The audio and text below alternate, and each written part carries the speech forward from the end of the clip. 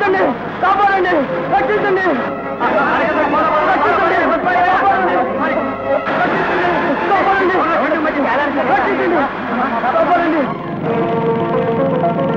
కాపాడండి, రక్షించండి, రక్షించండి, కాపాడండి, రక్షించండి, కాపాడండి, రక్షించండి, కాపాడండి, కాపాడండి, నన్ను రక్షించండి బాబు, మీ పుణ్యం ఉంటుంది, మీ పుణ్యం ఉంటుంది బాబు, అయ్యో బాబు నన్ను కాపాడండి బాబు, బాబు నన్ను కాపాడండి, నన్ను రక్షించండి, నన్ను కాపాడండి, నన్ను రక్షించండి బాబు, మీ పుణ్యం ఉంటుంది, నన్ను కాపాడండి, నన్ను కాపాడండి,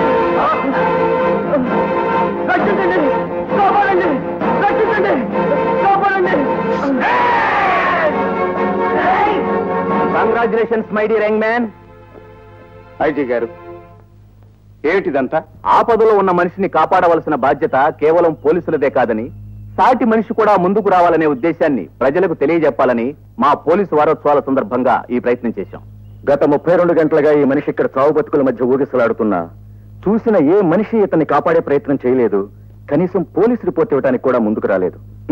ఇది నేటి సామాజిక పరిస్థితి. అసలు ఎవరైనా ఈ సంఘటనతో జోక్యం చేసుకుంటారా అని అనుమానిస్తుండగా మీరు వచ్చారు. I see. నా పేరు రవీంద్ర. మున్సిపల్ ఇంజనీర్ గా రిపోర్ట్ చేయడానికి టౌన్ కు పెడుతున్నాను. జస్ట్ ఎ మినిట్. ఇంత సాహసవంతులైన మిమ్మల్ని ఈ టౌన్ ఎస్ఐ గారికి పరిచయం చేస్తాను.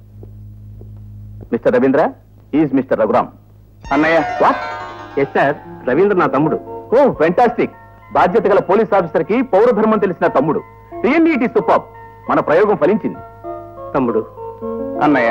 సర్లే, ఇంకేమన్నా ఉంటే పట్టురా. త్వరగా చేయవే బాబు, నాకు ఆఫీస్ టైం అయిపోతుంది. ఏటా తొందర? 1 2 37 కుటుంబాలు అంటించిన 3 రోజులు నుంచి ఇస్త్రీ చేయాలంటే టైం పట్టుద్ది. ఏంటొందే మాత్రం బాబాయ్ గారు మీలో మీరే నవ్వుకుంటున్నారు. నేను గాంధీ గారు ఈ దేశానికి అనవసరంగా స్వాతంత్రం ఎందుకు తెచ్చావా అని ఆలోచన వచ్చింది. నవ్వు వచ్చిందిరా. ఎంతకీ అసలు విషయం ఏంటండి? ఏమీ లేదురా, గాంధీ గారు ఆయన మానాన ఆయన సుఖంగా వెళ్ళిపోయారు గాని నాకు మాత్రం తప్పేటట్టు లేదురా. తప్పనిసరిగా ఉప్పు సత్యాగ్రహం చేయాల్సిందే. ఉప్పు సవగానే దొరుకుతుంది కదండి. అయితే క్విట్ ఇండియా ఉద్యమం ప్రారంభిస్తావా?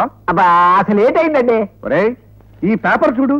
ఏ పేజీ తిప్పినా మత కలహాలు, మారణ హోమాలు, ఉద్యోగుల ధర్నాలు, నిరుద్యోగుల ఊరేగింపులు. అబ్బబ్బబ్బబ్బా.